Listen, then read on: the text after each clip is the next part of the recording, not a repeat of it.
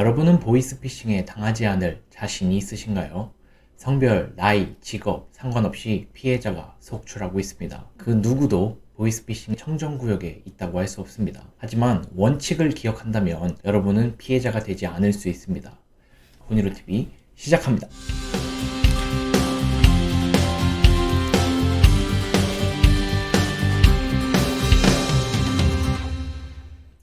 안녕하세요. 훈이로TV의 김기훈 변호사입니다. 오늘은 보이스피싱에 당하지 않기 위해 알아두어야 할 5가지 원칙에 대해서 말씀드리도록 하겠습니다. 자, 보이스피싱 범죄 요새 정말로 많아졌습니다. 정말 많아요. 피해자뿐만 아니라 가해자도 늘어났습니다. 보이스피싱 범죄라는 것이 이전부터 있었는데 최근 들어서 더 지능적이고 조직적으로 변모하고 있는 것 같습니다. 특히 최근에는 이제 스마트폰으로 금융거래를 많이 하시고 가상자산 같은 개념도 나타났기 때문에 해킹으로 인한 범죄도 증가 추세에 있습니다. 그래서 함부로 사이트를 열거나 특히 이제 어플을 깔면 안 됩니다. 이렇게 되면 내 스마트폰 자체가 보이스피싱 범죄 조직이 직접 컨트롤할 수 있는 경우가 많아지고 있기 때문에 절대로 함부로 사이트 열거나 어플 깔지 마시기 바랍니다. 가해자도 늘어났다는 건데요. 고수익 쉬운 알바라는 것을 젊은 분들은 좀 들어보셨을 겁니다. 뭐 꿀알바라고도 하는데 이렇게 써있는 알바는 대부분 보이스피싱입니다. 정말 대부분 보이스피싱이에요. 뭐 세상에 쉬운 일이 없기 때문에 이 쉬운 알바라는 게 말이 안 되죠. 구치소를 요즘에 가보시면 젊은 청년들이 수감된 경우가 너무 많아졌습니다. 이 젊은 청년들이 대부분 보이스피싱 범죄로 인해서 수감되고 있는 현실이에요. 정말 안타까운 점은 이 젊은 청년들이 쉬운 알바로 이제 보이스피싱에 가담하게 됐는데 실제로 많은 돈을 쓰지도 못하고 만져보지도 못합니다.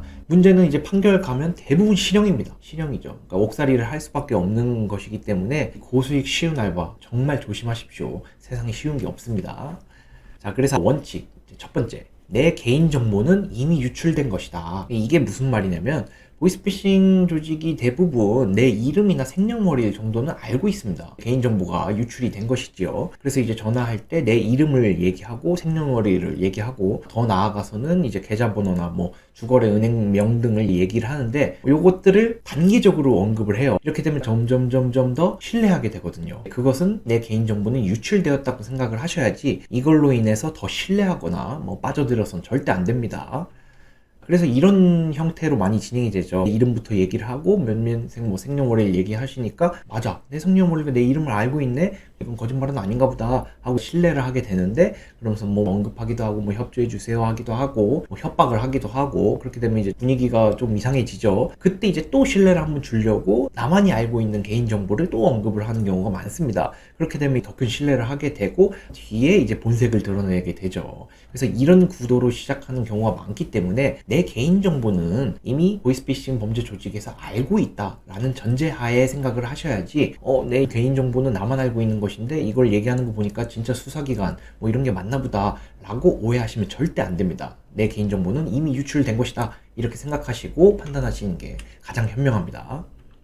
그리고 두 번째 원칙, 개인 번호로 수사 조사는 절대 하지 않습니다. 010으로 시작하는 번호로 왔는데 뭐 공공기관을 얘기하거나 뭐 검사, 경찰, 수사관 뭐 이런 것들을 얘기하면서 뭐 수사 얘기를 하는데 그 누구도 개인 번호 010으로 시작하는 번호로 수사나 조사하지 않습니다. 이건 명백합니다. 경찰, 검사, 수사관님들 모두 근무지에서 사용하시는 전화를 사용하실 게 명백하기 때문에 010으로 시작하는 개인 번호로 수사 조사 언급하면 바로 그냥 끊어버리십시오.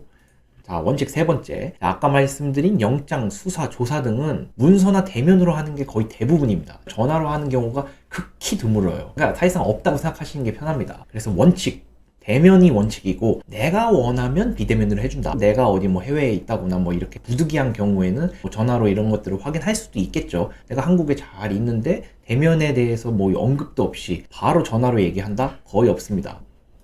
그래서 이런 얘기들이 보이스피싱에 많이 쓰이죠. 공문서를 카톡이나 문자 메시지로 전송을 하는 경우가 있어요. 없습니다. 이런 경우는 절대 없습니다. 내가 범죄 사건에 연루되었다라고 말하기도 해요. 그럼 나를 이제 수사를 해야 된다는 건데 무조건 대면 조사입니다. 전화 수사로 하지 않아요. 그래서 이런 것들을 얘기를 하니까 참고인 조사를 참 머리가 좋아요. 그러니까 실제로 진짜 이런 지식이 있나 봐. 그래서 참고인 조사를 하겠습니다 라고 하는 건데, 참고인 조사는 전화 통화를 하는 경우가 있습니다. 전화 통화로 하는 경우가 있는데 이 참고인 조사는 수사하는 특정인이 있고, 그러니까 내가 아니라 특정인이 있고, 이 특정인과 내가 겪었던 일에만 관심이 있는 거고 내 정보에는 거의 관심이 없습니다. 그러니까 나를 수사하는 게 아니고 이 특정인과, 예를 들면 뭐 아무개 씨랑 어디서 만났었냐, 아무개 씨가 이날 뭐 이런 얘기를 했더냐, 아무개 씨는 이런 말을 하던데 이게 사실이냐, 이런 걸 묻는 것이지 갑자기 됐든 내 통장에 얼마 있는지에 대해서는 전혀 관심이 없기 때문에 그렇게 물어본다면 보이스피싱이 확실합니다. 그리고 수사에 협조를 안 하면 불이익이 있다, 이런 말이 있는데 전혀 없습니다. 협조를 요청하면 거부할 수도 있는 거죠. 근데 뭐 불이익이 있는 것처럼 얘기하는 이유는 내가 전화를 끊을까봐 이렇게 협박을 하는 것 같은데, 이 멘트가 나오면은 뭐 거의 사실상 보이스피싱에 가깝습니다. 그리고 도와주려고 하는 건데 왜 의심하냐, 뭐 이렇게 말을 하는 경우도 있더라고요.